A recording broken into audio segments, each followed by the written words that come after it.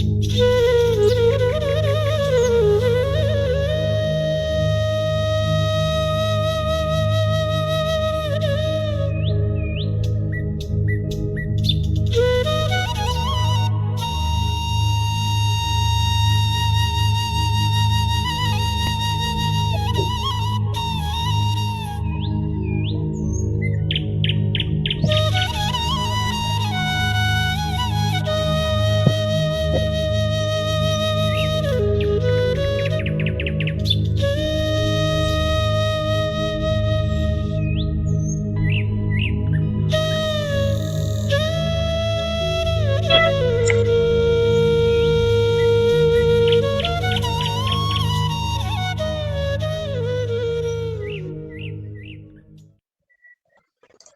உறவுகள் அனைவருக்கும் இனிய வைகறை வணக்கங்கள்.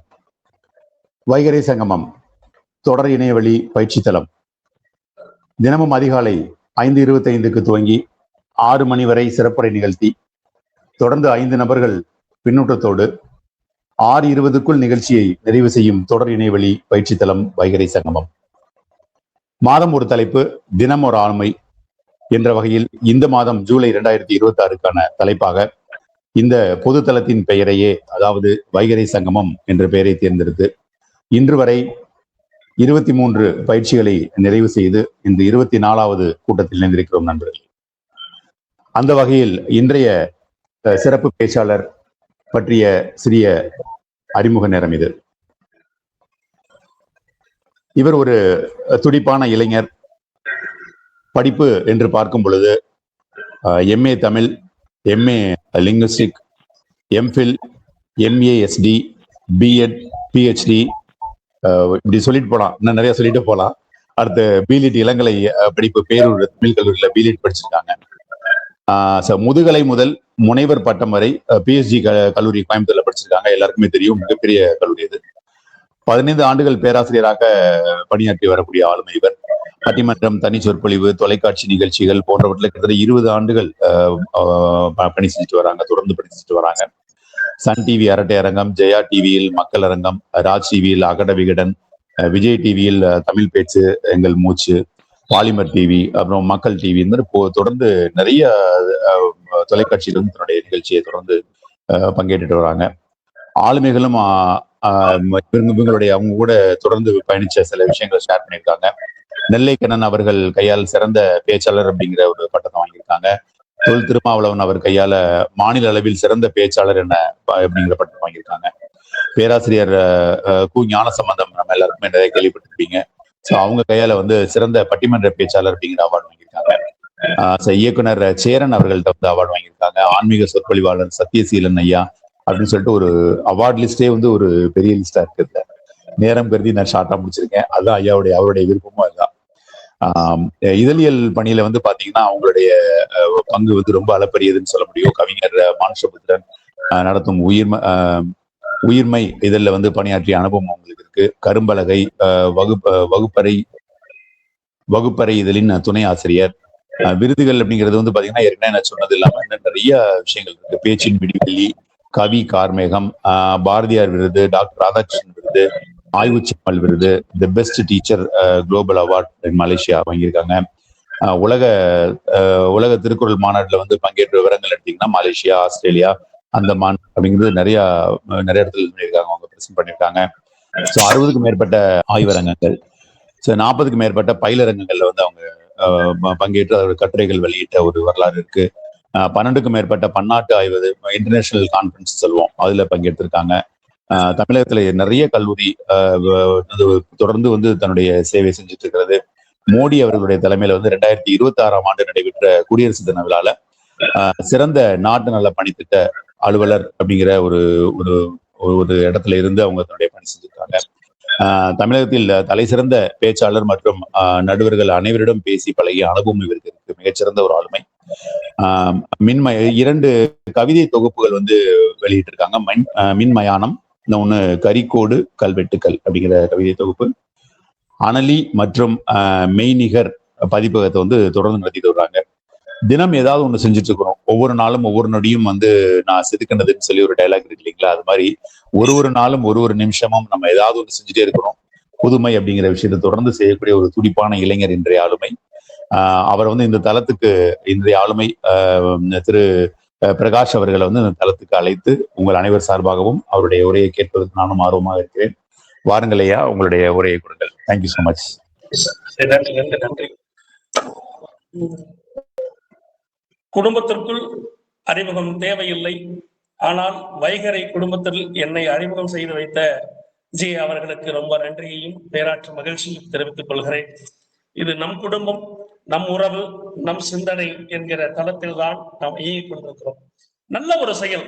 நாம் உலகத்தில் யாரும் செய்ய முடியாத அதிகாலை பொழுதில் எழுந்து கொண்டு அதிகாலையில் நாம் எல்லோரும் இணைந்து இதயங்களோடு இணைய வழியில் இதயத்தை இணைக்கிற ஒரு தத்துவத்தை நாம் எல்லோரும் செய்து கொண்டிருக்கிறோம். அது மிகப்பெரிய ஒரு ஆளுமையான ஒரு சந்தோஷமான ஒரு விஷயம். அந்த வகையில எனக்கு வைகரை சங்கமத்தில் ஒரு பேசுவதற்கும் ஒரு அடியனாக ஒரு தொண்டனாக அல்லது ஒரு உறவாக என்னை ஏற்றுக்கொண்டதற்கும் முதலில் வைகரை சங்கமத்திற்கு என் நெஞ்சார்ந்த நன்றிகளையும் வாழ்த்துக்களையும் உரித்தாக்கிக் கொள்கிறேன். இந்த தளத்திற்கு என்னை இட்டு வந்தவர் கும்பகோணத்தை சார்ந்த நம்மளுடைய அம்மா கோமதி அம்மா அவர்களுக்கும் நெஞ்சார்ந்த நன்றிகள். என்னை மிகப்பெரிய அளவுக்கு ஆளுமையாக நீங்கள் பேச முடியும் என்கிற நம்பிக்கை விதையை எனக்கு கொடுத்தவர். நேற்று அவர் உரை நிகழ்த்தி இருப்பார் என்ற நம்பிக்கையோடு இருக்கிறேன். அருணகிரி சார் அவர்கள் தான் என்னுடைய தளத்திலே தொடர்ந்து என்னோடு பேசுங்கள், நல்லா பேசுங்க அப்படின்னு சொல்லி எனக்கு வாய்ப்பையும் ஒரு பாராட்டுதலையும் ஒரு உந்துதலையும் கொடுத்தவர். இன்னும் சொல்ல போனால் உங்கள் அனுபவம் தான் என்று வயதாக இருக்கும் என்று நம்புகிறேன். அந்த அளவுக்குத்தான் நான் ஆகச்சிறந்த ஒரு சிறிய அடியேன். அந்த அடியேனுடைய வாழ்த்துக்களையும் நன்றிகளையும் உரித்தாக்கிட்டு என் தலைப்புக்குள் நுழைவதாக இருக்கிறேன். முதல்ல வைகரை குறித்த ஒரு சிறு உரையாடலோடு என்னுடைய கவிதை, என்னுடைய பயிற்சி தொடங்கும். வைகரை என்பது நாம் எல்லோருக்குமான ஒரு வாழ்வியல் சித்தாந்தம். வைகரை என்பது நம் எல்லோருக்குமான வாழ்வியல் சித்தாந்தம். வைகரை என்பது வானத்தின் சூட்சுமம். வைகரை என்பது வானத்தினுடைய சூட்சுமம். வைகரை என்பது நம்பிக்கையின் நாணல். வைகரை என்பது நம்மளுடைய நம்பிக்கையினுடைய நாணல். உதிக்கும் சூரியன் உறங்குவதில்லை, உதிக்கும் சூரியன் உறங்குவதில்லை. ஏதோ சூரியன் எப்போதுமே உறங்குறதே கிடையாது. நாம தான் உறங்கி போகிற வழியே சூரியன் எப்போதுமே உறங்குவதில்லை. உதிக்கும் சூரியன் உறங்குவதா? இல்லவே கிடையாது. அது துளிர் விட்டுக் கொண்டே இருக்கும் அப்படிங்கிற மணி. நம்பிக்கை என்கிற மனிதன் வாழ்வியல் செய்கிறான். அது வைகரை என்கிற சங்கமம் அதற்கு துணை நிற்கிறது என்கிற ஒரு கவிதை வரியோடு இந்த உரையை தொடங்கலாம் என்று நினைக்கிறேன். நான் இங்கு பேச கொடுத்துக் கொண்ட தலைப்பு என்கிற போது பொது தலைப்பாக வைகரை என்கிற ஒரு தத்துவத்துக்கு அடக்கி இருக்கிறோம். அந்த வைகரையில் நான் இறை இறை என்கிற ஒரு இறை மார்க்கத்தை தொடர்வதாக இருக்கிறது. இறை இறை பஞ்சநகரம் நகரகம் என்கிற வேறுபாட்டோடு இறை இறை என்ன இறை தேவை மனிதனுக்கு அப்படின்னு பார்க்கிற போது ஆன்மீக இறையும் வைகரையில் செய்கிற தத்துவார்த்த உரைகள் தான் நம் வாழ்வியலை உயர்த்தும் அப்படிங்கிற நம்புறவன். ஏன்னா மிகப்பெரிய அளவுக்கு பிரபஞ்சத்தில் இயங்குவதற்கு காலையில் எழுகிற, எப்பவுமே அடிக்கடி சொல்வேன், அதிகாலை எழுவோம் ஆதவன் தொழுவோம் அப்படின்னு. அதிகாலை எழுணும். அதிகாலை எழுகிற போதுதான் அந்த ஆதவனை யாரெல்லாம் பார்க்கிறார்களோ அவரெல்லாம் வாழ்க்கையில் வெற்றி பெற்றவர்களாக இருக்கிறார்கள். ஒரு உண்மையாலுமே மிகப்பெரிய அளவுக்கு உழைப்பின் சித்தாந்தமாக விளங்குற ஒரு விவசாயி இடத்திலே போய் கேட்டு பாருங்கள். அவன் எப்பொழுது எழுவான் என்றால் கோழி கூவதற்கு முன்பே இருப்பான். கோழியை கூட எழுப்புகிற ஒரு தத்துவத்தோடு நம்ம கிராமத்துக்குள்ள இன்னைக்கு இருக்காங்க. இன்னைக்கு நம்மளுடைய ஏன்னா எங்க தாத்தாவோ எங்க பாட்டியோ எங்க ஆடியெல்லாம் கேட்டோம்னா விடிய காலம் 3-4 மணிக்கெல்லாம் எந்திரிச்சுப்பாங்க. எந்திரிச்சுட்டு என்னடா இன்னும் பொழுது விடிய போது, இன்னும் என்னடா உறக்கம் அப்படின்னு கேட்பாங்க. ஏன்னா அவர்களுடைய உறக்கம் என்பது உழைப்பினால் பெறப்பட்டிருக்கிறது அப்படின்னு சொல்றேன். ஏன்னா உழைப்பு தான் அவருடைய, உறங்காம இருந்தா உழைக்காம இருந்தா அவங்களோட வாழ்வியல அந்த நாள் ஏதோ நிர்பந்தமற்ற நாளாக நிர்மூலமற்ற நாளாக கருதி விடுவார்கள். உழைப்பு தான் நம்மளுடைய சூரியோதயத்தினுடைய தத்துவம் அப்படின்னு சொல்லுவாங்க. அந்த சூரியோதயம் என்பது நம்மளுடைய விடியலாக இருக்கிறது. விடியல் என்பது நம்மளுடைய நாளைய வெற்றியாக இருக்கிறது அப்படின்னு தான் நிறைய எண்ணற்ற பேச்சாளர்கள், எண்ணற்ற சாதனையாளர்கள், எண்ணற்ற நீங்க என்ன விரல் விட்டு யாரெல்லாம் எண்ணிக் கொள்கிறார்களோ அவர்கள் தான் ஜெயித்தவர்கள். விடியலில் எழுதித்தனாலதான் ஜெயித்தார்கள். காலை அதிகாலை பொழுதை பயன்படுத்தினால. நான் எப்பவுமே அடிக்கடி சொல்வேன், நம்பிக்கை என்னும் நார்மற்ற உன்னிடம் இருந்து கொண்டால் உதிர்ந்த பூக்களும் ஒவ்வொன்றாய் வந்து ஒட்டி கொண்டும் உன் கடத்தில் மாலைகளாய் சூடிக்கொள்ளும் அப்படின்னு. ஏன்னா நம்பிக்கை மட்டும் நம்பிக்கை இருந்தா போதும். ஆனா உதிர்ந்த பூக்கள் இருக்கு இல்லையா, அந்த உதிர்ந்த பூக்கள் கூட, இது கவிஞர் மேத்தாவுடைய கவிதை, உதிர்ந்த பூக்கள் கூட வந்து கழுத்துல மாலையா வந்து சூடிக்கொள்ளும். ஏன்னா நம்பிக்கை இல்லாத இடத்துலதான் அது வந்து உதிர்ந்த பூக்கள். ஆனா உதிர்கிற பூக்கள்ல கூட இறைவனுக்கு செல்கிற பூக்கள் என்று இருக்கிறது, வேற இடத்துக்கு செல்கிற பூக்கள் என்று இருக்கிறது. பூக்கள் பூக்களாகத்தான் இருக்கிறது. அதை பயன்படுத்துகிற நாமல் தான் மனிதர்களாக இப்படி இருக்கிறோம் என்பதுதான் மனிதவியல் தத்துவம் அப்படின்னு சொல்லுவோம். இப்போ இறை என்கிற தத்துவத்துக்குள்ள நாம் அன்றாடம் என்கிற உணவு அல்ல இறை என்பது. நாம் சாப்பிடுகிற இறை, வயிற்றுக்காக எடுக்கப்படுகிற இறை என்பது அது அல்ல. எது இறை அப்படின்னு சொன்னோம்னா, எந்த ஒரு உடல், எந்த ஒரு சூட்சுமம் ஆன்மீகத்தை நோக்கி செல்கிறதோ அதுதான் இறையியல் தத்துவம் அப்படின்னு சொல்றாங்க. இது எந்த ஒரு சூட்சுமம் அப்படிங்கிறது நம்மளுடைய சூட்சுமம் அப்படின்னா உடம்புன்னு சொல்லுவோம். சூட்சுமம் அப்படிங்கிறது உடம்பு அப்படின்னு சொல்றாங்க. ஆனா அந்த சூட்சும உடம்பை ஒரு சின்ன செயல் மூலமா நிரூபிச்சிட முடியும். நம்ம சின்ன செயல் தான். காலையில் அதிகாலை எழுந்திருக்கிறோம், எல்லாரும் கோலம் போடுறோம். ஆனா எல்லோரும் கோலம் போடுகிற போது நம் தமிழ் சமூகம் மட்டும்தான் அரிசி மாவுல கோலம் போட்டோம். ஏன் அரிசி மாவுல கோலம் போட்டாலும் ஒரு கேள்வி நமக்கு இருந்துட்டே இருக்கும். ஏன்டா அரிசி மாவுல கோலம் போட்டா? நமக்கு உணவு வேண்டும் என்று கேட்கிற போது வாய் விட்டு கேட்கிற தத்துவம் நம்ம கிட்ட இருக்கு. கேட்டுருவோம், ஐயா பசிக்குது, ஐயா உணவு வேணும் அப்படின்னு கேட்டுருவோம். அது வயிற்றுக்கான இறையல் தத்துவம். ஆனா எறும்பும் சிறு எறும்பும் கூட கேட்க முடியாது என்பதனாலதான் என்ன பண்ற, கோலத்துல அரிசி மாவை கலந்து கோலத்தை கோலம் போடுறோம். அதை உண்கிற எறும்பு நம்மளை அன்றாடு காலையில கைகூப்பி தொழுவது எறும்பு தான், வேற எதுவும் கிடையாது. அந்த உயிரியல் சின்ன உயிர், ஒரு செல் உயிர்னு சொல்லுவோம். அந்த ஒரு செல் உயிரின் வாழ்க்கையோடு நம் வாழ்வியல் தொடர்ந்து. அதனால தமிழர்கள் அங்க முதல்ல கோலங்கள் என்கிற தத்துவத்தை வச்சாங்க. சரி பரவாயில்ல, அதிகாலை எழுந்துட்டோம். அதிகாலை எழுந்ததுக்கு அப்புறம் என்னடா பண்ண போறோம் அப்படின்னு ஒரு கேள்வி நமக்குள்ள இருந்துட்டே இருக்கும். எங்க போக போறோம் அப்படின்னு ஒரு கேள்வி நமக்கு இருக்கும். கோயில் என்கிற வழிபாட்டியல் முறையை, ஏன்னா நம்ம நினைக்கிற மாதிரி இன்னைக்கு கோயில் வழிபாட்டியல் முறை அப்படிங்கிறது நம்ம நினைக்கிற மாதிரி வெறுமனே வாக்கிங் அப்படிங்கிறது இன்னைக்கு நம்ம கிரவுண்ட்ல நடக்கிறதையும் என்ன சொல்றீங்க, நம்ம ரோட்ல நடக்கிறது, சாலையில் நடக்கிறது மட்டும்தான் வாக்கிங் அப்படின்னு நினைச்சிட்டு இருக்கோம். ஆனா அந்த காலத்துல அப்படிலாம் வாக்கிங்லாம் கிடையாது. நீங்க போய் பாருங்க, ஊரை காட்டிலும் ஊரு சின்ன ஊரா தான் இருக்கும். ஆனா ஒரு கோயில் மட்டும் அந்த ஊர்ல பெரிய கோயிலா இருக்கும். ஏன்னு கேட்டீங்கன்னா அகன்ற கோயில் அப்படின்னு சொல்லுவாங்க. அதுக்கு பேரு அகன்ற கோயில், அகன்ற பிரகாரம், அகன்ற உட்பிரகாரம் அப்படின்னு சொல்லுவாங்க. மன்னர்கள் எல்லாம் பெருசா கோயில கட்டி வச்சுட்டு போனாங்க. ஊர்கள் சின்னதா தான் இருக்கும். ஊர்களுடைய அரண்மனையை காட்டும் கோயில பெருசா கட்டினாங்க. அதுக்கு மிகப்பெரிய உதாரணம் ராஜராஜ சோழன் கட்டி வைக்கப்பட்டிருக்கிற, இல்ல தமிழில் கட்டி வைக்கப்பட்டிருக்கிற, இல்ல உலகத்தில் இருக்க எல்லா கோயில்களுக்கும் பெருசா இருக்கு. ஏன் பெருசா கட்டணும்னு ஒரு கேள்வியல் தத்துவம் இருக்கு. அது கருங்கல்லால் கட்டப்பட்டிருக்கிற ஒரு கேள்வியல் தத்துவம் நம்மளுக்கு இருந்துட்டே இருக்கு.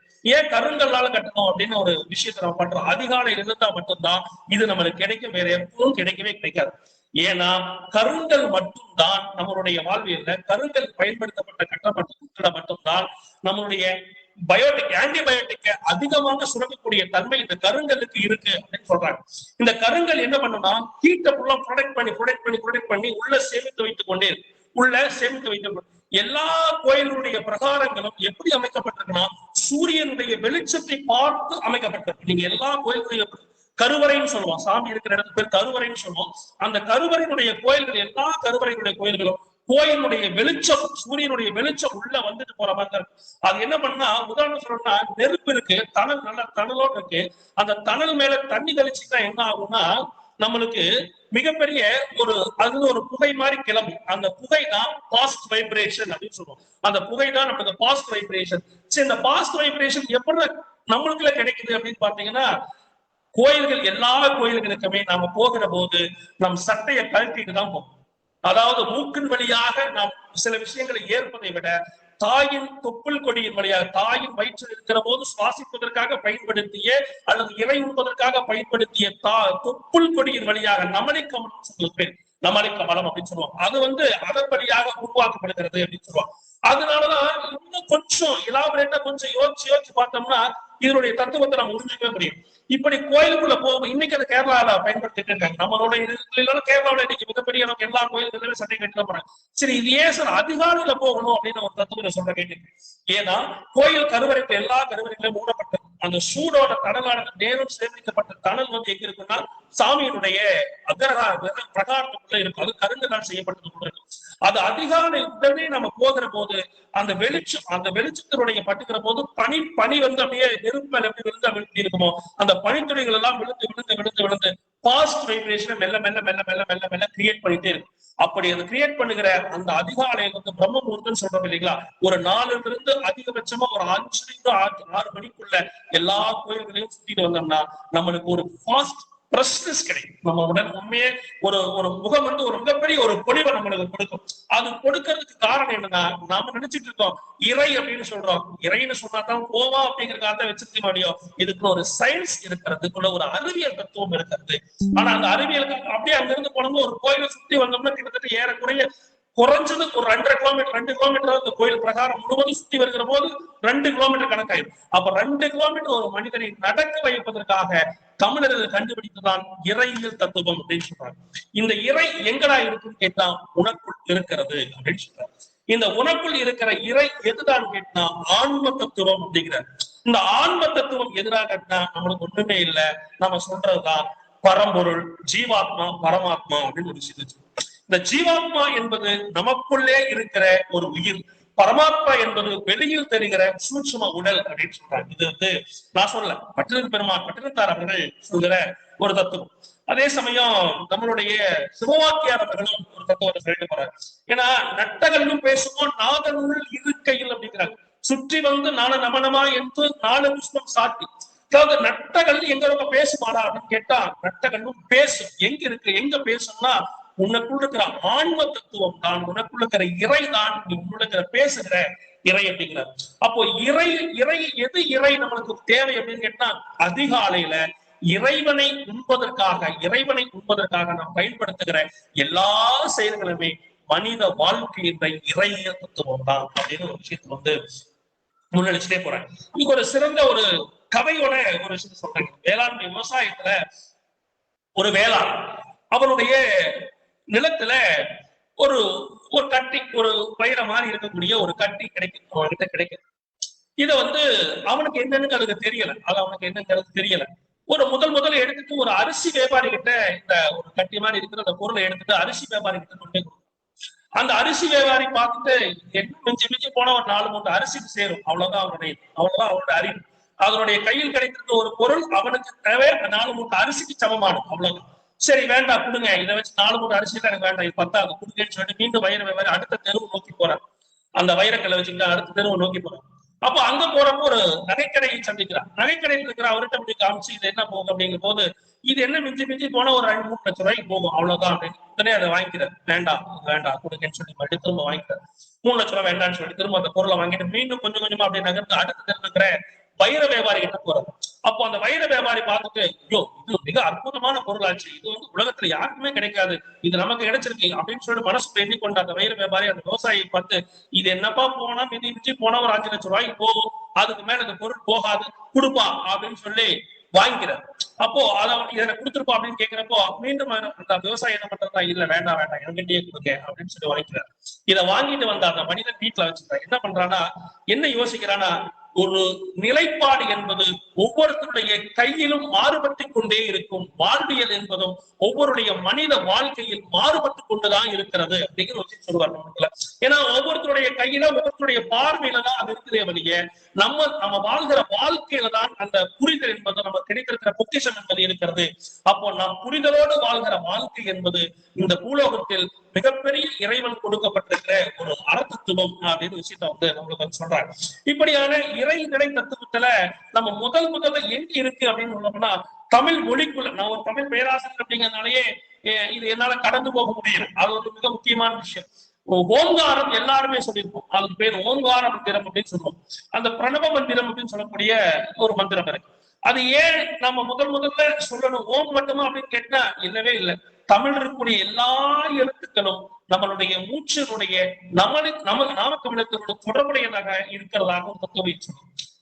அப்படின்னா எங்கிருந்து வரும், இல் அப்படின்னா எங்கிருந்து பிறக்கும், இதுக்கு பேரு மொழி பிறத்தல்னே பேரு, எழுத்து பிறத்தல்னே சொல்றாங்க தொல்காப்பியர்.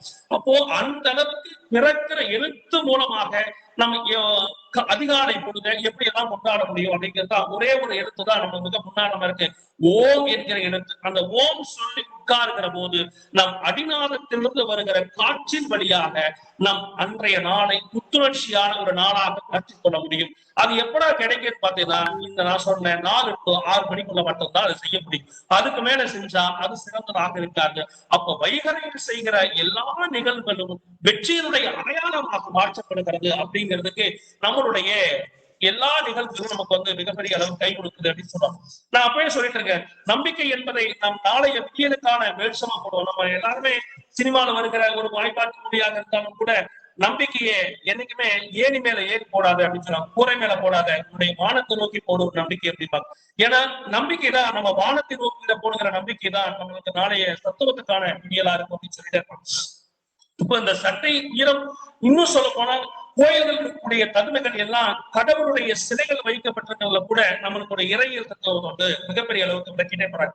என்னன்னு பாத்தீங்கன்னா, நம்ம அன்றாடம் இருக்கிற ஒரு சின்ன கோயிலா இருந்தாலும் சரி, அன்றாடம் இருக்கிற பெரிய கோயிலா இருந்தாலும் சரி, இறையியல் தத்துவத்தை கலசத்தின் மூலமாக கூட நிரூபித்திருக்கிறார்கள் அப்படிங்கிறதுக்கு மிகப்பெரிய 12 ஆண்டுக்கு ஒரு முறை குடமுழுக்கு செய்யற எல்லா நிகழ்வுகளும் நமக்கு தெரியும். ஏன் சார் 12 ஆண்டுக்கு ஒரு முறை மட்டும் செய்யணும் அப்படின்னு ஒரு கேள்வி நமக்கு என்னைக்காவது இருக்கா?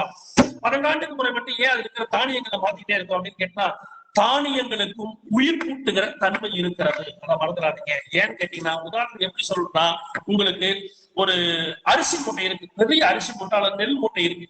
அந்த நெல் மூட்டைய மேல பாத்தீங்கன்னா அது ஜில்லுன்னு இருக்க தரை வைக்கப்பட்டு ஜில்லுன்னு இருக்க மாதிரி இருக்கு. நல்லா உள்ள கொண்டு போய் கையை விட்டு பார்த்தீங்கன்னா ஒரு வெதுவெதுப்பு தன்மை அதுக்குள்ள இருந்துட்டே இருக்கு.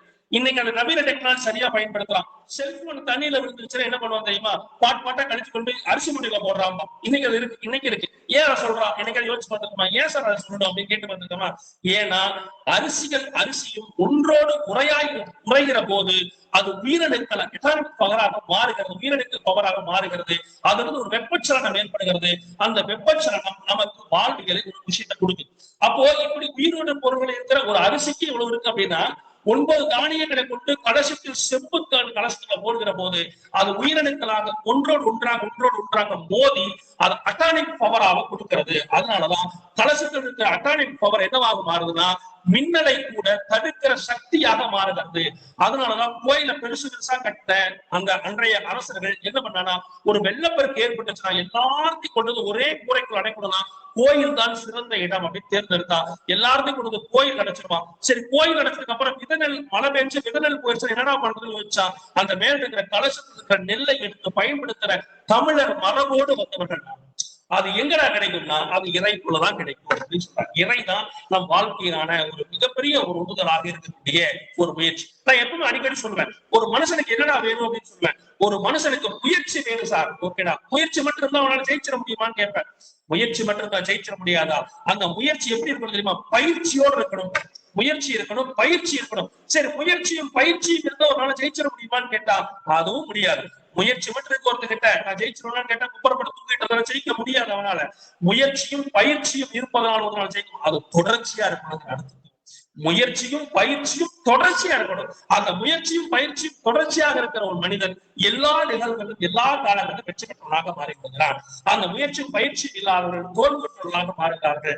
இன்னைக்கு இருக்கிற கடினமான உழைப்பு எவனொரு மட்டும் இன்னைக்கு இருக்கிற யங்ஸ்டர் சொல்றோம். இன்னைக்கு மிகப்பெரிய அளவுக்கு ஜென்சிகிட்ஸா போராடிட்டு இருக்கோம். செல்போன் அவங்களால மீட்டு உருவாக்கவே முடியல. ஆனா இன்னைக்கு மீட்டு உருவாக்கம் செய்யணும் அப்படின்னா நம்ம ஒண்ணுமே செய்ய வேண்டாம். ஒன்னே இல்லை, நீ நல்லவராக வாழ வேண்டும் என்ற முடிவு செய்து விட்டால் இந்த உலகம் உனக்கு ஒரு 100 ஆண்டு வாழ்க்கையை இந்த இறைவன் கொடுத்திருக்கிறது அப்படின்னு சொல்றது அப்படின்னா, தாயினுடைய வயிற்றில் இருக்கிற போதே நாம் எல்லோரும் பஞ்சபூதங்களோடு தான் பிறக்கிறோம். அதை மறந்துடவே கூடாது. ஏன்னா நீ நினைச்சிட்டு இருக்கோம் பஞ்சபூதங்களுடைய தத்துவம் ஏன் உடம்புக்குள்ள வந்தோடனே இருக்கு, எடம்புக்குள்ள வந்தோடனே இருக்கு அப்படின்னு சொல்லிட்டே இருப்போம். ஏன்னா பஞ்சபூதங்களால் ஆக்கப்பட்ட இந்த உடம்பு தான் அதே பஞ்சபூதத்தில் இருக்கிற தாயினுடைய கருவறைக்குள்ள நீர் எல்லாம் பிறப்பதில்லை, காற்று இல்லாம தாயோட வயிற்று இருப்பதில்லை, வெப்பச்சலனம் இல்லாம இருப்பதில்லை, ஆகாயமாக அவருடைய மார்பகம் இருக்கிறது, நம்மளுக்கு அவர் வயிற்றுக்கு மேல இருக்க ஆகாயமா இருக்கிறது, நிலமாக இருப்பது நம்மளுடைய அவள் தாங்குகிற வயிறாக இருக்கிறது நம்மளுக்கு. இதுதான் பஞ்சபூதத்தினுடைய தத்துவம். அதனாலதான் சொல்லுவாங்க, குழந்தை குறப்பிரசத்துல பொறச்சு வச்சுக்க, குழந்தை கொஞ்சமா குறப்பிரசத்துல பிறந்து வெளியே வந்துச்சுன்னா இங்கு பேட்டர் வச்சிருப்பான். இங்கு பேட்டர் என்னங்க? ஒண்ணுமே கிடையாது. இங்கு பேட்டர் உங்களுக்கு தெரியும், எனக்கு தெரியும், எல்லாருக்கும் தெரியும். இங்கு பேட்டர் என்னங்கிறீங்க? ஒண்ணுமே, ஒரே ஒரு குண்டு பருப்பை தொங்க விட்டு அதுக்குள்ள குழந்தையை படுக்க வச்சு வெப்பச்சலனத்தை ஏற்றி வெப்பத்தின் மூலமாக என்ன பண்ணுவான்? குழந்தையை ப்ரொடக்ட் பண்ணி உற்பத்தி பண்ணுவான். இது எங்க பார்க்க முடியும்னா இந்த கோழி குச்சிகளை வளர்த்துக்கிற எல்லா பண்ணைகளிலும் அந்த பலத்தை பார்க்க முடியும். அப்போ நம்மளுடைய சிந்தனை எப்பொழுதெல்லாம் செதுக்கிக் கொள்கிறோமோ, நம்மளுடைய சிந்தனை எப்போதெல்லாம் மாறுபட்டு பார்க்கிறோமோ, அப்பொழுதுதான் புதுசா நம்மளுக்கு ஒரு விஷயத்தை தோன்றிட்டே இருக்குல்ல. நம்மளுக்கு வந்து புதுசா சிந்தனையை தோன்றவே முடியும். அதை நம்ம பார்க்காத போதுதான் நமக்கு என்ன ஆகும்னா சூட்சும உடல் வந்து வெளியில வரும். ஏன்னா உறவே வேண்டாம், உறவினர் வேண்டாம், எல்லாம் வேண்டாம் என்று துறந்த பட்டினத்தார் அவர்கள் அன்னைய வேண்டாம் என்று ஒருபோதும் சொல்றார். அன்னைய வேண்டாம் ஒருபோதுமே சொல்லவே இல்லை. அவர் சொல்ற பச்சை மட்டை வச்சு இருக்கிறார். பச்சை மட்டை எல்லாரும் விறகை கொண்டு இருக்கின்ற போது பச்சை மட்டையை பற்றும் அப்படி நம்புறாரு. அந்த தத்துவத்துக்குள்ள என்னடா இருக்குன்னு கேட்டா அன்பு என்கிற ஆயுதம் மட்டும்தான் இருக்கிறது. நாம சொல்ற எல்லா மதங்களுக்குள்ளும் ஒரு அன்பு இருக்கிறது. அந்த அன்பு தான் நம்மளுடைய இறையியல் தத்துவம். அந்த அன்பை மட்டும் நேச்சப்போம். நம்ம இன்ன மதம், இன்ன இனம், இன்ன மொழி அதெல்லாம் நமக்கு தேவையே இல்லை. அதுக்குள்ள எல்லா விஷயங்களும் இருக்கிறது. நம்மளுடைய நபிகள் நாயகம் சொல்லாத கருத்துக்களா, அல்லது இயேசுபிரான் சொல்லாத தத்துவங்களா, அல்லது கண்ணபிரான் சொன்ன தத்துவங்களா, அந்த தத்துவத்தை நாம் எந்த பார்வை கொண்டு பார்க்கிறோம் அப்படின்னுதான். எல்லா மதங்களும் ஒன்றை மட்டும்தான் சொல்கிறது, அன்பால் இறையினை அடைய முடியும். அந்த அன்பு எங்க இருக்கிறது என்றால் மனிதத்துக்குள் இருக்கிறது. அந்த மனிதம் எங்கிருக்குள் என்றால் நம்மளுடைய மனம் ஆட்மனத்தில் இருக்கிறது. அந்த ஆண்மனத்தில் இருக்கக்கூடிய தத்துவங்களை வெளிக்கொண்டு வருவதுதான் நம்மளுடைய செயல்பாடாக இருக்கிறது. ஓடி ஓடி ஓடி ஓடி கலந்த ஜோதியை நாடி நாடி நாடி நாடி நாட்கள் கடந்து போகிறேன். ஏண்டா வெளியில தேடிக்கிட்டே இருக்கேன், ஓடி ஓடி ஓடி ஓடி ஏண்டா ஜோதி என்கிற அந்த இறையை தேடிக்கிட்டே இருக்கேன். நாடி நாடி நாடி நாடி நாட்கள் எல்லாம் கடந்து போகிறேன். தேடி தேடி தேடி நாட்கள் முழுசு கடந்து போச்சு. அவனோட வாழ்க்கையில் எதுவுமே இல்லை. ஆனா அது எங்கடா, ஏன்னா அவ்வளவு தூரம் போற, நான் உனக்குள்ளதாண்டா இருக்கேன், நான் எங்கேயுமே இல்லடா. அதனாலதான் வள்ளல் பெருமான் சொன்ன வாடிய பெயரை கண்ட போதெல்லாம் வாடினேன் சொன்ன வள்ளல் பெருமான் சொன்னாரு, ஜோதி என்பது அகத்தினால் உணரப்படுவது, அகத்தினால் உணரப்படுவது ஆன்மீக ஆன்ம ஜோதியினர். அந்த ஆன்ம ஜோதியை ஒரு மனிதன் எவன் புரிந்து கொள்கிறானோ அவன் அதிகாலையில், இதெல்லாம் நான் சொன்ன எல்லாம் எப்படா கிடைக்கும்னா அதிகாலையில மட்டும்தான். அதனாலதான் ஆயாவும் பாட்டியும் தாத்தையும் தந்தையும் எல்லாரும் நம்ம கிட்ட சொல்லிடலாம், அதிகாலையில் ஆதவன் தொழும், அதிகாலை எழுந்து படினாங்க. எப்படா படிக்கிறதுக்கான ஒரு நேரத்தை வச்சிருக்காங்க, விளையாட்டுக்கு ஒரு நேரம் வச்சிருக்காங்க இல்லையா? ஆனா படிக்கிறதுக்கான நேரத்தை மட்டும் காலையில வச்சான். ஏன்டா காலையில வச்சான்னு கேட்டா, காலையில் படிக்கிற போதுதான் நம்மளுடைய நினைவாற்றல் அதிகமாக வரும் அப்படின்னு சொல்வதாக இறையத்தம் சொல்.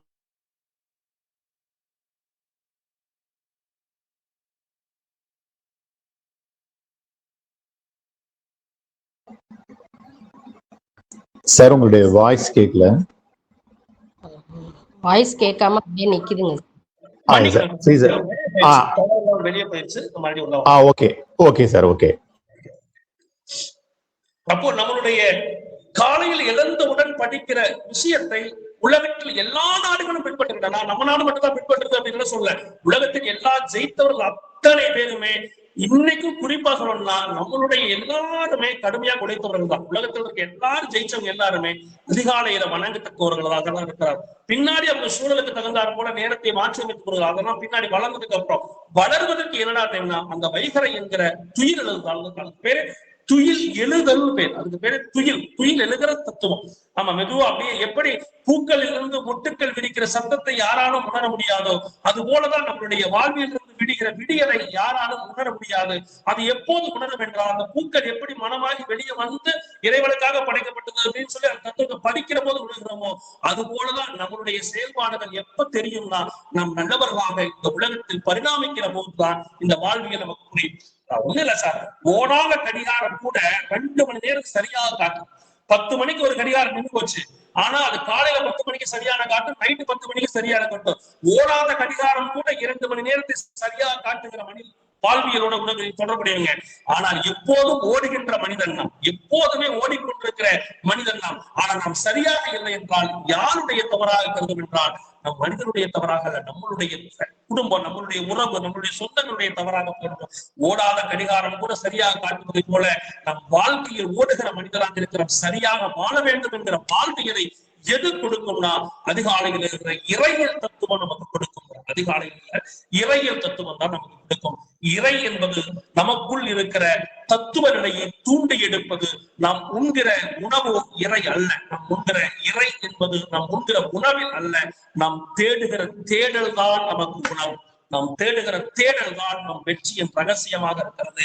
அது போல நம் சிந்தனையும் நம் செய்கைகளும் எப்படி எல்லாம் இருக்கிறது என்று சொன்னால், நம் ஜெயித்தவருடைய வரலாற்றை மிகப்பெரிய அளவுக்கு புரட்டி போட்டோம்னு சொன்னா, நெப்போலியன் என்கிற மாபெரும் மனிதன் உறங்கியதாக சரித்திரமே கிடையாதுன்னு சொல்றாங்க. நெப்போலியன் என்கிற மாபெரும் மனிதன் இந்த உலகத்தையே தன் கொடையின் கீழ் கொண்டு வந்த நெகட்டிவ் தாட்டுக்கான உதாரணமாக இருந்தாலும் கூட, ஆனால் இருந்தாலும் அவருடைய வீரத்தை இந்த இடத்துல நாம் பாராட்டியாக வேண்டும் என்பதற்காக இந்த கதையை சொல்றோம். அது நெப்போலியன் போனபார்ட் எல்லாத்துக்கும் தெரியும். அவன் 14வது குழந்தையாக இந்த உலகத்தில் தோன்றியவன். இந்த 14வது குழந்தையாக தோன்றியவன் ஆர்மி பள்ளியில் சேர்த்தெடுக்கப்பட்டு அவன் சொன்ன ஒரே ஒரு விஷயம், இந்த உலகத்துல என்னடா நீ ஆகணும்னு கேட்ட போது, இந்த உலகம் என்னுடைய காலுக்கு கீழாக வர வேண்டும், அதற்கு நான் உழைக்கணும்னு சொன்னான். அந்த உழைப்பை எப்பொழுதெல்லாம் துணைக்கான் தெரியுங்களா? அவன் உறங்கியதாக சரித்திரமே கிடையாது. எல்லா நாட்களும் போர் செஞ்சு கொண்டே ஓடிக்கொண்டே இருப்பான். அவன் அப்படி போன ஒருவன் என் கைகளை என்னை உடல் அடக்கம் செய்கிற போது என் கைகளை மேலே தூக்கி குலையுங்கள் என்று சொன்னான். ஏன் தெரியுமா? அவன் இந்த உலகத்தில் நான் எதுவும் எடுத்து வரவும் இல்லை, இந்த உலகத்திலிருந்து போகிற போது நான் எதை கொண்டு போவதும் இல்லை என்கிற தத்துவத்தை நமக்கு விளக்கிட்டு போனோம். இது நமக்குள்ள இருக்கான்னு கேட்டா, இந்த உலகத்துல எதோட நான் கொண்டு வந்தோம்னு கேட்டா எதுவுமே நம்ம கொண்டு வரல. இந்த உலகத்தில் நம்ம எதுவுமே எடுத்துட்டு போறதும் இல்லை. ஆனால் வாழ்கிற வாழ்க்கையை நெறிப்படுத்துவதற்கு நம்மளுடைய நல் நூல்களும் நல் வழிகளும் ஆண்டோருடைய சிந்தனைகள் நமக்கு இருக்கிறது.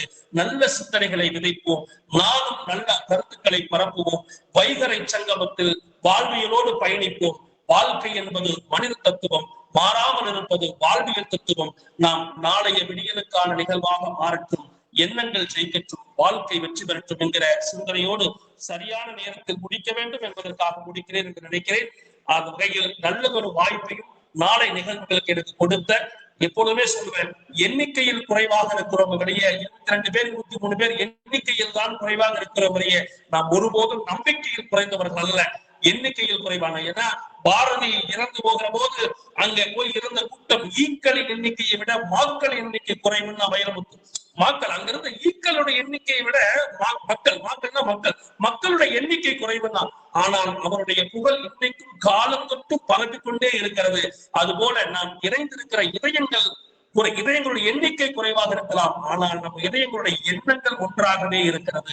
எது எண்ணம் என்றால், வைகரை சங்கமம் மூலமாக வாழ்வியல் தத்துவத்தை அல்லது ஏதோ ஒரு சமூகத்தை, ஏதோ ஒரு மாற்றத்தை நாம் நிகழ்த்த வேண்டும் என்பதற்காக கூடியிருக்கிறோம். நாளைய விடியல் நமதாகட்டும், இன்றைய விடியல் உங்கதாகட்டும். நாம் ஜெயிப்போம், வாழ்வியல் வெற்றி பெறுவோம். நன்றிகளும் ஆனந்தங்களும் மகிழ்ச்சி. தேங்க்யூ சோ மச் ஐயா. அதாவது இடி இடிச்சு மழை பெஞ்சு இப்பதான் ஓஞ்சது மாதிரி இருக்கு. பயங்கரமான ஸ்பீச். சார் சொன்ன மாதிரி 3 மணி நேரம் இல்ல, 8 மணி நேரம் டைம் கொடுத்தா கூட சாருக்கு பத்தாது. ஒரு மிகப்பெரிய பேச்சாளர் எப்படின்னு கேட்டீங்கன்னா, ஒரு மிகப்பெரிய விஷயங்களை சாதாரணமா ஒரு 15 நிமிஷம் 10 நிமிஷம் சொல்லிட்டு போறது அப்படிங்கிறது ரொம்ப பெரிய விஷயம். இளையராஜிட்ட போய் சான்ஸ் கேட்டான்னா, கையில இருக்கக்கூடிய ஒரு கீச்சன் எடுத்து அப்படி தரையில வீசிட்டு, சத்தம் கேட்டீங்கல்ல, இதுக்கு ஒரு மியூசிக் போட்டு வைங்க, ஜதி போட்டு வைங்கன்னு போயிடுவாராம். அது என்ன சம் செகண்ட்ஸ் கேட்டதை வச்சு நம்ம என்ன பண்ண முடியும் அப்படிங்கிறதா. நிறைய பேர் ஹார்மோனியம் போட்டு ஓடி வந்தவங்க எல்லாம் நிறைய பேர் இருக்காங்க, இது நமக்கு ஒத்து வராது அப்படின்னு சொல்லிட்டு. அதே மாதிரி ஒரு 3 மணி நேரம் 6 மணி நேரம் பேசுறது விஷயம் இல்ல, ஒரு 15 நிமிஷத்துல எவ்வளவு விஷயங்கள் கொண்டாந்து கொடுக்க. கருத்து செறிவுங்கிறது தான் பவர் பேக்ங்கிறது, அதை விட ஒரு பங்கு மேல சொல்ல முடியும். நிறைய விஷயங்கள் கொடுத்துட்டீங்க. வைகரையில நம்ம அப்ஜெக்டிவ் எதிர்பார்த்தது இதுதான் சார். கலாச்சாரம் சார்ந்த விஷயங்கள் நிறைய விஷயங்கள் கொண்டு வரணும்ட்டு எனக்கு தெரிஞ்சு அதுல நிறைய விஷயங்கள் கொண்டு வந்திருக்கீங்க. அந்த கருங்கல் கோயில் வச்சு கட்டினது, கோயிலோட அமைப்பு ஏன் இப்படி இருந்தது, அந்த தானியங்கள் எப்படி கோயில்ல சேமிச்சாங்க, எப்படி அந்த பிரணாலியம் வந்துச்சுன்னா அந்த விதிநாளுக்கு நம்ம எப்படி எங்கேயும் அலையாம நம்ம தமிழர்கள் எங்கிருந்து எடுத்தாங்க அதை அப்படின்னு சொன்னது ரொம்ப அருமையான விஷயம். மெய் மறந்து கேட்டுட்டு இருந்தோம். எல்லாரும் ஆக்சுவலி ஒரு 5 பேர் பின்னோட்டத்துக்காக கை தூக்குவாங்க, கை தூக்கவே நீங்க மறந்துட்டாங்க அப்படின்னு செஷன் போகாதா அப்படிங்கிற எண்ணத்துல இருக்காங்கன்னு நினைக்கிறேன். Thank you so much sir for wonderful session. இப்போ ஃபீட்பேக் நேரம் சார், இது பின்னோட்டத்துக்கான நேரம். வீரசேகரன் ஐயா, நீங்க உங்களுடைய பின்னோட்டம். இனிய சோதரர்கள் சோதரிகள், உங்கள் அனைவருக்கும் இனிய வைகரை பொழுதினுடைய வணக்கங்களும் நல்வாழ்த்துகளும். தம்பி தம்பி தம்பி, இவர் உதட்டால் உரை நிகழ்த்தவில்லை, உணர்வால் உள்ளத்தால் அப்படியே கொடுத்திருக்காரு. இதுக்கு நான் ரொம்பவே சொல்ல விரும்பல, ஒண்ணு சொல்றேன். ஐய ஜெயிப்போம், நம்பிக்கை எல்லாம் அந்த கை பேசுனது இல்லையா, அதுலயே இவருடைய உணர்வுகள் வெளியில தெரிஞ்சிடுச்சு. இவர் உணர்வு உரை. இறையருள் நிறைக, இறையருள் நிறைக, வாழிய நீடு. தம்பி, உங்களை பெற்றது எங்களை பெற்றதாக நாங்கள் கொள்கிறோம். நன்றி வணக்கம். Thank you so much Veerasekaran sir. Jayaram sir, நீங்க பேசலாம் சார் ப்ளீஸ். நன்றி பிருத்திவிராஜ் சார். அனைவருக்கும் காலை வணக்கம். பிரகாஷ் அவர்கள் ரொம்ப சிறப்பா பேசினாங்க. அதாவது மடை திறந்த வெள்ளம் போல இருந்தது, பவர் பேக்டா இருந்தது. எல்லாமே ஆன்மீகத்தை பத்தி சொல்லும் பொழுதும் ஒரு அறிவியலோட துணையை கொண்டு சொன்னது ரொம்பவும் சிறப்பா இருந்தது. அவரை தளத்துக்கு அறிமுகம் செய்த கோமதி அம்மாவிற்கும் மெருகூட்டிய அருணகிரி ஐயா அவர்களுக்கும் நன்றி. மேலும் அவர் திறந்த ஆளுமைகள்கிட்ட பயிற்சி பெற்றதுன்றதும் நல்லா தெரியறது. ஏன்னா அவருடைய பேச்சு அவ்வளவு எல்லா விஷயங்களையும் வைகறை என்ற ஒரு பொது தலைப்புல பேசும்பொழுது நிறைய விஷயங்களை பேச முடியும்ன்றத அவர் அருமையா சுட்டி காட்டி அருமையா பண்ணியிருக்காங்க. வாழ்க வளமுடன் பிரகாஷ். நன்றி. Thank you Jagannathan sir for wonderful feedback. Sir Janaki Ponnan ma'am, நீங்க பேசலாம் ப்ளீஸ். சிறப்பு சிறப்பு, மிக சிறப்பு. அருமையான வார்த்தைகள் எல்லாம் ரொம்ப அருமையா இருந்துச்சு. அந்த வைகறை என்பது வானத்தின் சூட்சுமம், உதிக்கும் சூரியன் மறைவதில்லை. நான் சுருக்கமாவே சொல்றேன், அப்புறம் மற்றவங்களுக்கு இடம் கொடுக்கணும். நட்டக்கல்லும் பேசுமோ நாதன் நம்முள் ஒரு நிலைய இருக்கையில் என்ற வார்த்தைகள். சார் உங்களுக்கு ரொம்ப நன்றி. நான் எழுதி வச்சிருந்தேன், இடி இடித்து மழை பொழிஞ்சு எல்லாம் நின்னாச்சு, அப்படி ஒரு வீர வசனத்தை நான் எழுதி வச்சிருந்தேன். பரவாயில்ல, சொன்னதுக்கு நன்றி. எனக்கு ஒரு வார்த்தை கொஞ்சது. முயற்சி, பயிற்சி, தொடர்ச்சி. காலையில் எழுந்து படிப்பது உலகத்தில் எல்லா நாடுகளும் பின்பற்றும். 4 மணிக்கு எழுந்து படிச்சா ரொம்ப அருமையா இருப்பையா. ஏதாவது எழுத வேண்டியிருந்தா அந்த 4 மணிக்கு எழுதுனாக்க அருமையான கருத்துக்கள், சிறப்பான கருத்துக்கள் தான் வரும்.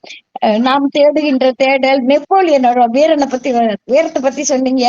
அந்த அம்மாவோட தொப்புள் கொடி அனைத்தையும் எண்ணிக்கையில் குறைவாக இருந்தாலும் நம்பிக்கை, தமிழருக்கே உரிய வீரத்தோடு சிறப்பாக அருமையாக பேசுனீங்க. பாராட்டுக்கள், வாழ்த்துக்கள். நன்றி நன்றி ஐயா, நன்றி. Thank you Janaki ma'am. Bhuvana Karthik ma'am, நீங்க பேசலாம் ப்ளீஸ். அனைவருக்கும் வைகறை வணக்கங்கள். அழகிய அடைமொழிதான் சார், அவங்களை இன்ட்ரோடியூஸ் பண்ணது ரொம்ப நல்லா இருந்தது சார். நிறைய நல்லா சொன்னீங்க. அடுத்தது சார், உங்க பேச்சு இன்னமும் கேட்டுக்கிட்டே இருக்க மாட்டோமா அப்படிங்கிறது டக்குன்னு நிறுத்திட்டீங்க. அது எதனால அப்படின்றது டைம் கருதி நம்ம பார்க்க வேண்டியதா இருக்கு. ரொம்ப ரொம்ப நல்லா இருந்தது சார். சார் சொன்ன மாதிரி எங்கேயுமே தண்ணி இல்லை, ஆனா மடை திறந்து வெள்ளம் போல உங்க அப்படியே அப்படியே வார்த்தைகள் ஓடி வந்துகிட்டே இருந்தது. அது ரொம்ப நல்லா இருந்தது. எல்லாத்தையுமே கவர் பண்ணி எல்லாத்தையுமே கார்லேட் பண்ணி அழகா சொன்னீங்க. பன்முக பேச்சாளர், அவங்க கிட்ட இருந்து நாங்க கேட்கறது, அடுத்தது ஒரு யங்ஸ்டர்ஸ் கிட்ட இருந்து இவ்வளோ நல்ல விஷயங்கள் கேட்டுக்கிறது, அதெல்லாம் உண்மையிலேயே ரொம்ப நல்லா இருந்தது சார். ரொம்ப ரொம்ப தேங்க்ஸ். உங்களை இன்ட்ரோ பண்ண கோமதி மேடம் தான் என்னையும் பண்ணியிருக்காங்க. ரொம்ப ரொம்ப தேங்க்ஸ் அவங்களுக்கும். Thank you sir.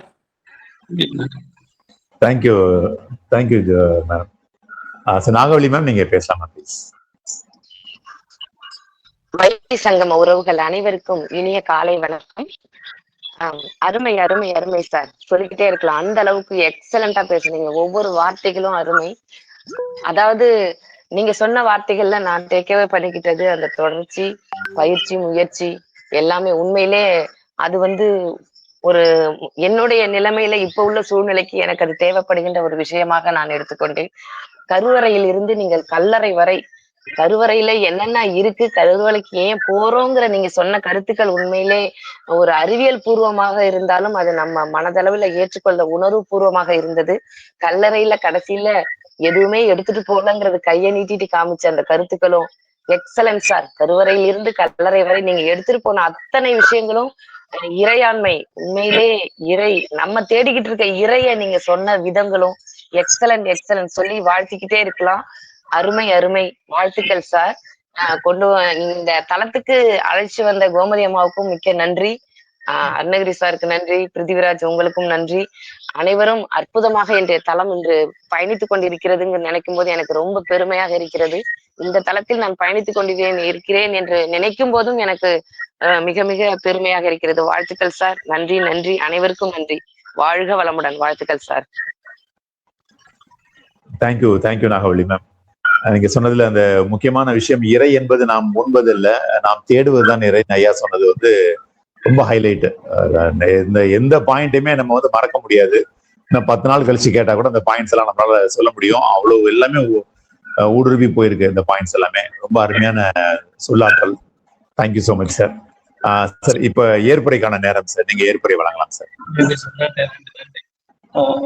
மனதார வாழ்த்திய அத்துணை நல்லவனுக்கு உண்மையிலுமே சொல்ல போனா, முகம் தெரியாது, பெயர் தெரியாது, விடை தெரியாது, எதுவுமே தெரியாது. ஆனால் என் பேச்சின் மூலமாக மட்டுமே சில நம்பிக்கைகளை எனக்கு கொடுத்திருக்கிற அத்தனை நல்ல உள்ளங்களுக்கும் நெஞ்சார்ந்த நன்றிகள். உண்மையிலுமே முகம் யாரும் இப்ப யாரு கூட முகம் காட்டல, நம்ம அந்த அளவுக்கு தான் இருக்கோம். ஏன்னா நான் யாருக்கும் உங்களுக்கு உண்மை தெரியாது, நான் எங்கேயோ இருக்கேன், நீங்க எங்கேயோ இருக்கிறோம். ஆனா இதயத்தை இணைப்பதற்கும் இணையம் என்கிற வாசகம் மிகப்பெரிய ஒரு விஷயத்தை கொடுத்திருக்கு. அந்த வகையில ரொம்ப நன்றி. நல்ல உரையை எனக்கு வழங்குவதற்கு வாய்ப்பளித்த, நான் உண்மையிலேயே சொல்லணும்னா நான் நிறைய கோமதி அம்மா சொன்ன, அம்மா நான் பேச ஆரம்பிச்சா எனக்கு கண்ட்ரோல் பண்ண முடியாது அப்படின்னு ஒரு விஷயத்த சொன்னேன். அதுக்கு கோமதி அம்மா சொன்னாங்க, தயவு செய்து உங்களுக்கு ஒரு கடிவாளம் வச்சுக்க, நீங்க அதை வந்து கட் பண்ணி தான் ஆகணும். ஏன்னா டைமிங் வந்து ரொம்ப ரொம்ப முக்கியம். அது கிட்டத்தட்ட முந்தா நேத்து சொன்னாங்க, மறுபடியும் நேத்து எனக்கு சொன்னாங்க, மறுபடியும் நேத்து இரவு போன் பண்ணி சுமதி மேம் என்கிட்ட சொன்னாங்க, sir timing is keep up sir, protocol is keep up sir அப்படின்னாங்க. அப்போ எனக்கு அது எனக்கு உண்மையாலுமே அதுக்கு நிறுத்தவே முடியாது என்னால. அது உண்மையாலுமே எனக்கு அதை கத்து கொடுத்தது வைகறை சங்கம். இப்படிதான் பேசணுங்கிற கத்து கொடுத்துருக்கு இல்லைங்களா, அந்த வகையில எனக்கு கத்து கொடுத்த வைகறை சங்கத்துக்கு ரொம்ப நெஞ்சார்ந்த நன்றிகள். எல்லோரும் என்னை வாழ்த்தியதற்கும் என் முறையை கேட்டமைக்கும், இன்னும் இன்னும் இன்னும் இன்னும் பேசுவதற்கு 1000 விஷயங்கள் இருக்கின்றன. ஆனால் நேரமும் காலமும் இந்த சூழலில் கருதுவதற்கு குறைவாக இருப்பதனால், அதனால பன்முக தலைப்புக்குள்ள கொஞ்சம் கொண்டு போகணும் அப்படிங்கிறதுக்காக மட்டும்தான் நான் இதை பேசினேன். என்னுடைய நிறைகள் இருப்பின் வைகரையை சார்ந்தது, குறைகள் இருப்பின் அது என்னை சார்ந்தது. குறைகளை என்னிடம் சொல்லுங்கள், நிறையை வைகரை சங்கமத்தின் மூலமாக வெளிப்படுத்துங்கள். நாளைய விடிகள் தவறாகற்றும், நட்புடன் ஏற்போம், நாளும் வளர்வோம் என்கிற சிந்தனையோடு விடைபெறுகிறேன். ரொம்ப ரொம்ப ரொம்ப ரொம்ப நன்றி எனக்கு இந்த வாய்ப்பை கொடுத்த வைகறை சங்கமத்திற்கும், நல்ல நிகழ்வை தொகுத்து வழங்கிய பிருத்திவிராஜ் சார் அவர்களுக்கும், இன்னைக்குதான் அவருடைய முகத்தவே நான் பாக்குறேன், இது வரைக்கும் நான் பார்த்ததே இல்லை, சுமதி அம்மா அவர்களுக்கும், நம்மளுடைய கோமதி அம்மா அவர்களுக்கும், அருணகிரி சார் அவர்களுக்கும், இன்னும் பெயர் சொல்லப்படாத அத்துணை நல்ல உள்ளங்களுக்கும் என்னுடைய நெஞ்சார்ந்த நன்றிகள். ஒவ்வொருவரையும் பெயர் சொல்லி அழைப்பதுதான் கடமை. ஆனால் சமய மரபு கருதி பெயர் தெரியாமல் விட்டுவிட போய்விடாதுங்கிறதுக்காக அத்துணை நல்லங்களை உள்ளங்களையும் வாழ்த்தி வணங்குகிறேன். கொஞ்சம் குனிந்து வாருங்கள், என் நன்றி மலர்கள் உங்கள் பாதத்தில் வந்து விழுந்திருக்கும், அந்த பாதத்திற்கு வணங்குகிறேன். நன்றி நன்றி நன்றி நன்றி. நன்றி பிரகாஷ், நன்றி. ரொம்ப ரொம்ப அருமையான ஏற்புரை சார். அது இப்ப இந்த செகண்ட் வரைக்கும் எல்லாரும் தளத்தை விட்டு போறதுக்கு மனசு இல்லை. எப்பவுமே தளம் முடிஞ்சதுன்னா கடன்னு கிளம்பிடுவாங்க, முக்கியமான வேலை இருக்குன்னு சொல்லிட்டு. ஆனா யாரும் தளத்தை விட்டு போல, இல்ல ஏதாவது நமக்கு வேற விஷயங்கள் கிடைக்காதா அப்படிங்கிற மாதிரி உட்காந்துருக்காங்க. முகம் பார்த்ததில்லை, உங்களை அறிந்ததில்லைன்னு நீங்க சொல்றீங்க. உங்களை பாக்குறதுக்கு முன்னாடி உங்க குணத்தை நாங்க பாத்துட்டோம். நேத்து நைட்டு எனக்கு கால் பண்ணி சுமதி சொல்றாங்க, சார் அவர் நிறைய விஷயங்கள் அவரை பத்தி இருக்கு சார், ஆனா இன்ட்ரோடக்ஷன்ல ரொம்ப கம்மியான இடத்த மட்டும் நீங்க சொன்னா போதும்னு சொல்லியிருக்காரு. நேரம் கருதி ரொம்ப ஷார்ட்டா முடிச்சிருங்க இன்ட்ரோடக்ஷன்ஸ் சொல்லியிருக்காரு, எல்லாத்தையும் படிக்க வேணாம்னு சொல்லியிருக்காரு. எனக்கு கொடுத்ததே ஒரு 10% வச்சுக்கோங்க, அது 90% நீங்க கொடுக்கலங்கிறது எனக்கு தெரியும். எனக்கு கொடுத்தே ஒரு 10%, அந்த 10%ல நான் எவ்வளவு குறைச்சு படிக்கிறது அப்படிங்கிறதா என்னுடைய கேள்வி. அதுலயும் நிறைய நான் விட்டுட்டு தான் நான் படிச்சிருக்கேன். அதாவது முகம் தெரியலன்னா கூட முகத்துக்கு முன்னாடி உங்க குணம் வந்துருச்சு. இன்னொன்னு பாத்தீங்கன்னா, லீடர்ஷிப் ட்ரைனிங்ல நாங்க முக்கியமா சொல்றது டைம் மேனேஜ்மெண்ட் அப்படிங்கிறது ரொம்ப முக்கியமா சொல்லுவோம். அது 5:24 5:23 நம்ம செஷன் ஸ்டார்ட் பண்ணோம்னா 5:25க்கு ஹார்ட் ஆஃப் த செஷன் உள்ள போயிடணும், 6:20க்குள்ள எல்லாம் முடிச்சுட்டு வெளியில போயிடணும் அப்படிங்கிறதா டைம் சோ வேலிட் அப்படிங்கிற மாதிரி யோசிப்போம் நம்ம. ஆனால் எல்லாருமே 5:24 5:25 தான் ட்ரைனர்ஸ் உள்ள வருவாங்க. சில டைம் நாங்க ட்ரைனர்ஸ் இன்ட்ரோ போயிட்டு இருக்கோம், ட்ரைனர் உள்ள வந்துட்டாரா அப்படிங்கிறது எங்களுக்கு ஒரு படபடப்பு இருந்துகிட்டே இருக்கும். ஏன்னா ஒரு ப்ரோக்ராம் ஆரம்பிக்கும் போது நிறைய விஷயங்கள் கவனிக்க வேண்டியது இருக்கும். இதுல ட்ரைனர் நம்ம கவனிக்கலன்னா டெக்னாலஜி போயிடும். டெக்னாலஜி ரொம்ப சீரியஸா பார்த்தோம்னா ட்ரைனர் வந்துறாங்கிறது கவனிக்காம போயிடும். ஆனா 5:10க்கு நான் இன்னைக்கு தளத்தை கொஞ்சம் முன்னாடியே ஓபன் பண்ணேன். 5:08க்கோ 5:10க்கோ ஓபன் பண்ண அடுத்த செகண்ட் ஐயா உள்ள வந்துட்டீங்க. எனக்கு பயங்கர ஷாக்கு. எனக்கு ஒரு இன்ப அதிர்ச்சி. பரவாயில்ல, ஆஹா இன்னைக்கு ட்ரெயினர் உள்ள வந்துட்டாருப்பா, ரொம்ப சந்தோஷம்ப்பா. ஏன்னா முதல்ல நான் உங்களை தான் பார்த்தேன். நான் எப்பவும் ஜானகி பண்ணணுமான்னு தான் ஆர்வமா உள்ள வருவாங்க. அவங்க மலேசியால இருந்து ஜாயின் பண்றாங்க, கொஞ்சம் டைம் அட்வான்ஸா இருக்கும், உள்ள வந்துருவாங்க. மேடம் வந்துருவாங்க. வந்தோடனே முதல்ல வணக்கம் சொல்றது மேடம் தான். வைகரை விடிகிறதே ஜானகி பண்ணணும் மேடமோட வணக்கத்துல தான் விடியும். இன்னைக்கு அதுக்கு முன்னாடி பிரகாஷா இருந்தோம்னா பயங்கர ஷாக் எனக்கு. அப்ப புரிஞ்சுக்கிட்டேன், இந்த மனுஷன் வேற லெவல் ஆலியா அப்படின்னு புரிஞ்சுக்கிறாரு. ஏன்னா எவ்வளவு ஒரு ஆளுமை டைம் அப்படிங்கிற விஷயத்துல யாரையும் பதற விட்டுறக்கூடாது. நம்ம போகணுங்கிறது ஒண்ணு, டைமுக்கு போகணுங்கிற ஒரு எண்ணம். நமக்காக யாரும் அங்க ஏங்கிடக்கூடாது, பதறிடக்கூடாது, ஒரு செகண்ட் கூட நம்மள காணாம நினைச்சிடக்கூடாதுன்ட்டு அந்த உணர்வு இருக்கு பாத்தீங்களா? அந்த உணர்வு நீங்க உங்களை பார்க்கணும்னு அவசியம் இல்லை, உங்க உள்ளத்தை எல்லாருமே பார்த்துட்டோம். அது ரொம்ப சந்தோஷம். தொடர்ந்து எங்களுடைய ரெக்வஸ்ட் என்னன்னா, தொடர்ந்து நீங்க வரணும் சார், வைகரை சங்கத்தை தொடர்ந்து பயணிக்கணும். மாதம் ஒரு நாள் எங்களுக்கு கண்டிப்பா நீங்க தயவு செய்து ஒதுக்கணும். எங்களுக்கு ஒரு 15 நிமிஷம் கொடுத்தீங்கன்னா எங்களுக்கு அந்த மாதம் பூரா நாங்க பேசிட்டு இருப்போம். அவ்வளவு சந்தோஷமா இருக்கும். அவ்வளவு நல்ல மாதம் ஒரு நாள் ஒதுக்குறது மட்டும் இல்ல, என்றெல்லாம் அன்றாடம் வந்தாலும் எங்களுக்கு மகிழ்வு. என்றெல்லாம் உங்களால் முடிகிறதோ அன்றெல்லாம் வர வேண்டும், அந்த நொடியெல்லாம் வர வேண்டும். இது எங்க அன்பான வேண்டுகோள். Thank you Veerasekaran sir. Thank you so much Prakash sir. ரொம்ப அருமையா இருந்தது. தொடர்ந்து பயணிங்க, வைகரை சங்கமத்துக்கு நிறைய உங்களால முடிஞ்ச உதவி செய்யுங்க. Thank you so much sir. Thank you. நாளை மீண்டும் ஒரு ஆளுமையுடன் நாளை சந்திப்போம் நண்பர்களே. Thank you so much. நன்றி, வாழ்த்துக்கள் சார். சார் வெளியேறிடுறேன். Yes sir. Thank you sir. Thank you. Yeah, yes sir.